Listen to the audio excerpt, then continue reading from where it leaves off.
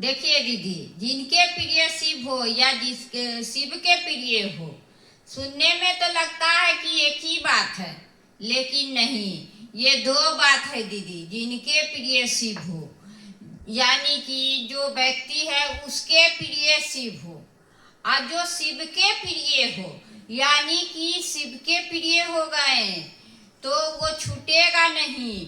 जैसे कि अगर जो बंदर अपना बच्चा को लेके जाता है, पेट में साट लेता है, तो बंदर फाड़ने उड़ने में गिर भी जाता है उसका बच्चा।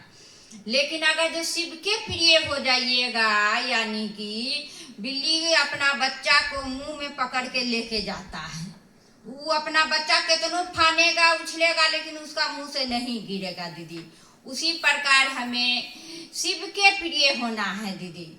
शिव मेरे प्रिय तो शिव हो सकते हैं, सबके प्रिय हो सकते हैं, लेकिन अगर जो किसी का प्रियता बदल गई तो उसका शिव छूट जाता है। इसलिए शिव के प्रिय हो जाइएगा तो आपका प्रियता तो बदलेगी नहीं। अगर जो बदलेगी भी तो आप तो शिव के प्रिय हैं, वो तो आपको पकड़ लिए हैं महादेव, आप तो महादेव का हो गए हैं। आप और आपका महादेव, और कोई नहीं। एक बार की बात है, मंडल सर साहेब भैया से बोले कि आप अकेले बैठे हुए हैं, तो साहेब भैया बोले अकेले था नहीं, अकेले हो गया हूँ। जब तुम आए, आप आए तो मेरे महादेव चले गए, मैं और मेरा महादेव जिंदाबाद। ये बात प्रोफेसर साहब को बहुत ही अच्छा लगा और बहुत ये अपना मन में बहुत दिन तक रखते रहे और रखते रखते अपने अंत तक लेके ही चले, क्योंकि इसका बात बहुत अच्छा लगा। मैं और मेरा महादेव, मैं अकेले था नहीं, मैं और मेरा महादेव थे, आप आए, महादेव मेरे चले गए। तो देखिए दीदी, शिव ने जो दिया है और कोई नहीं दे सकता है। मेरे महादेव तो ऐसे हैं दाता दानी कि देते ही देते हैं। सबने उस महादेव को दान दाता रूप में पूजा, सुबह से शाम तक सह करके सोमवारी व्रत करते थे ना दीदी। पेट पे ध्यान रहता था और महादेव का काम करते थे, पूजा करते थे। और साहेब भैया तो हमारे ऐसे हैं जो कि खा पी भी लो और महादेव का काम करो, शिव चर्चा करो। क्या शिव चर्चा में हम लोग चाहे कोई भी, आप लोग क्या भूखे जाते हैं? खा पी लेते हैं और महादेव का काम होता है। पेट पे ध्यान नहीं रहता है दीदी, क्योंकि पेट में तो अनाज भरा हुआ है और मन में भगवान का ध्यान है, तो बस ध्यान चलते रहती है, महादेव का नाम होते रहता है। कहते न खाली पेट भजन न होत गोपाला, ले लो अपनी कंठी माला। खाली पेट कुछ नहीं हो सकती है। इसलिए हमारे साहेब भैया बोले क्या जो बीमारी आदमी है वो कैसे करेगा शिव चर्चा? उसको तो खाना जरूरी है, नहीं खाएगा तो डॉक्टर उसको डांटेगा, मना करेगा कि आप सहिए मत, भूखे मत रहिए। और इसलिए साहेब भैया कहें और हमारे महादेव भी कहें कि कोई जरूरी नहीं है भूखे रहने का। किसी भी अवस्था में आप हैं, महादेव का नाम ले सकते हैं। खा के लीजिए, बिना नहाए लीजिए, नहाइए या ना नहाइए। ठंडा का दिन है तो क्या मेरे महादेव बोलते हैं कि रोज नहाओ तभी दया मांगो? कोई ऐसी बात नहीं है दीदी। कोई भी चीज कर बिना नहाए भी आप कर सकते हैं, कोई भी चीज खा के भी कर सकते हैं। ऐसा नहीं हमारे महादेव में पाबंदी लगा हुआ है कि आप मांस मछली खाते हैं तो आप महादेव का नाम नहीं ले सकते हैं। आप किस जाति का है, छोटा जाति का है तो महादेव का नाम नहीं ले सकते हैं। आप पढ़े लिखे नहीं हैं तो भी आप महादेव का नाम नहीं ले सकते हैं। मेरे गुरु में कोई पात्रता नहीं है दीदी। बोलते हैं ना कोई भी गुरु पात्रता खोजता है। क्या पढ़ के आए हो, क्या जानते हो, ABCD जानते हो? अगर जो स्कूले में एडमिशन कराने जाते हैं तो वहाँ पूछता है ABCD जानते हैं? अगर जो बच्चा नहीं ABCD जान सकता है तो उसको प्ले स्कूल में एडमिशन लेता है, और कुछ जानता है तो उसको नर्सरी में लेता है, उससे भी ज्यादा जानता है तो उससे भी ऊपर क्लास में लेता है। लेकिन हमारे महादेव कुछ ऐसा नहीं है, कुछ जानो ना जानो, लेकिन सब व्यक्ति जो धरती पे मानव शरीर में जन्म लिया है वो सब शिव का शिष्य हो सकता है। एकमात्र हमारे साहेब भैया ही ऐसा जनमानस पे बना दिए कि कोई भी मानव परमात्म पद का पथिक हो सकता है।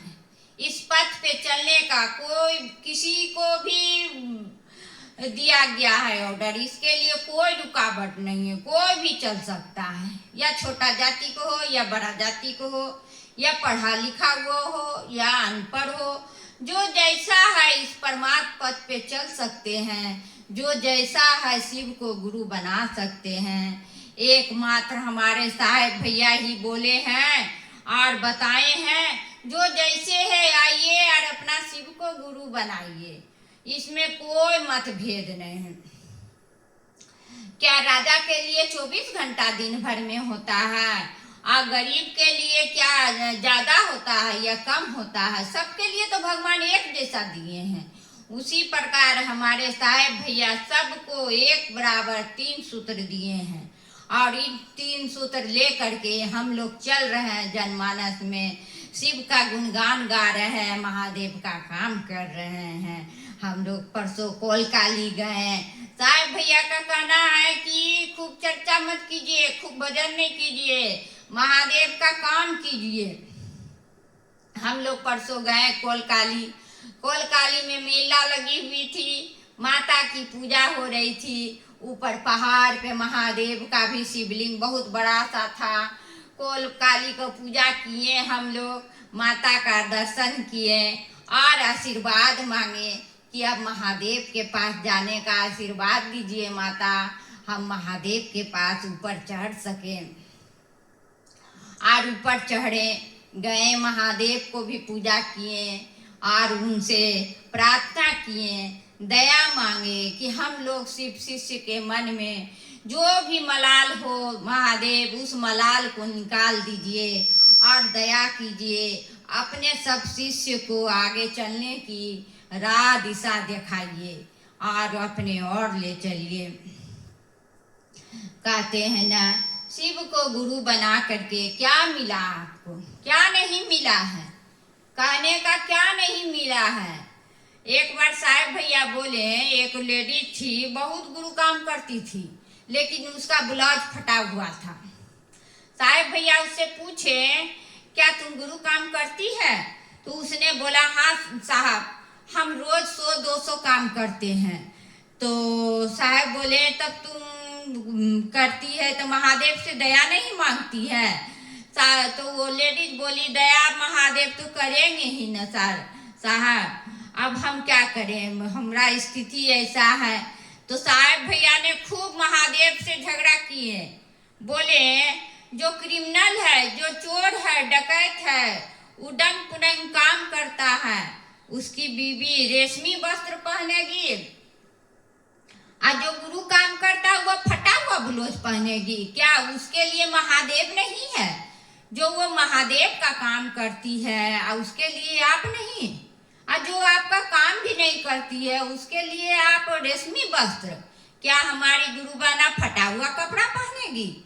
इसके बाद से ही सब गुरु भाई बहना में सुधार आने लगा और सब गुरु बहना भाई सब पहले से बेहतर पहनने लगा, पहले से बेहतर खाने लगा, पहले से बेहतर रहने लगा।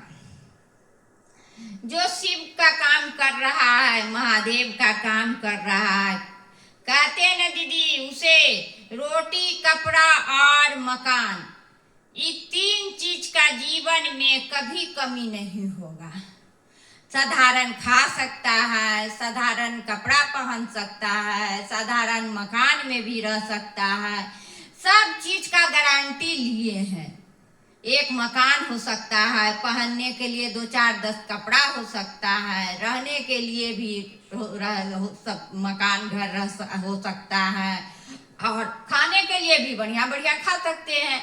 लेकिन साहब भैया इतना बोले कि फुटानी का गारंटी नहीं लेते हैं। रोटी कपड़ा और मकान का गारंटी लेते हैं, लेकिन फुटानी का गारंटी नहीं लेते हैं।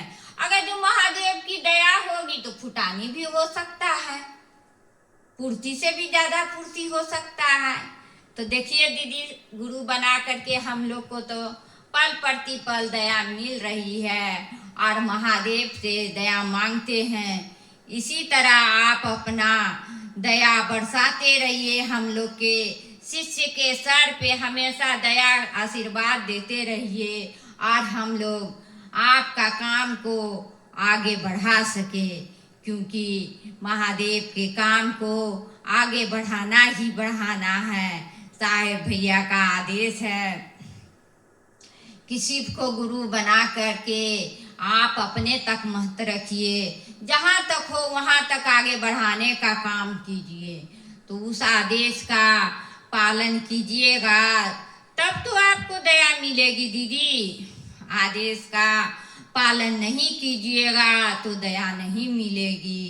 कहते हैं किसी को 2 पुत्र था, एक के न बोला कि थोड़ा आम तोड़ के ला दो, चटनी खाने का मन है। पिता बोले, एक बेटा, पहला बेटा नहीं ला के दिया, दूसरा को बोला, वो ला के दे दिया, चटनी बना के खिला भी दिया। तो जो करता है उसको ज्यादा ना माँ बाप मानता है।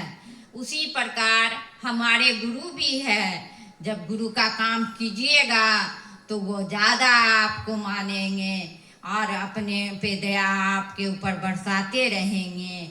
आपको पल प्रतिपल उनकी दया प्राप्ति होती रहेगी। आपको ऐसा नहीं लगेगा कि हम महादेव के छत्र छाया में नहीं हैं।